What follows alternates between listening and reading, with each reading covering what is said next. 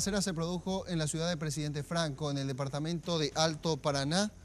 De acuerdo a las informaciones preliminares, resultó herido el suboficial del Grupo de Operaciones Especiales, identificado como Luis Carlos Cuellar Congo. El suboficial volvía a su casa luego de haber retirado un cheque de 27 millones de guaraníes de la cooperativa policial 8 de marzo.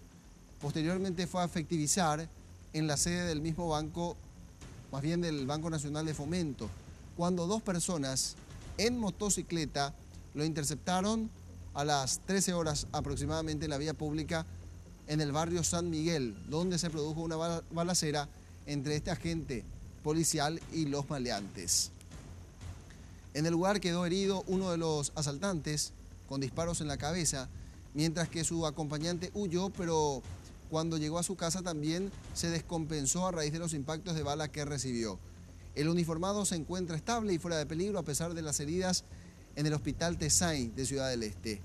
En el lugar se encontraron un arma de fuego calibre 38 que había perpetrado o efectuado 5 disparos, propiedad de los asaltantes, y una pistola 9 milímetros que pertenece al uniformado. También se encontró la suma de 26.750.000 guaraníes. Los supuestos autores del hecho fueron identificados como Fabio Osmar Benítez, de 32 años, y Jimmy David Garcete Franco, de 27 años, quien registra antecedentes por robo agravado en el año 2008 y posee orden de captura pendiente por robo agravado en el año 2009. Ambos se encuentran internados en el Hospital del Trauma de Ciudad del Este. Me salí caminando, pasé por el surtidor.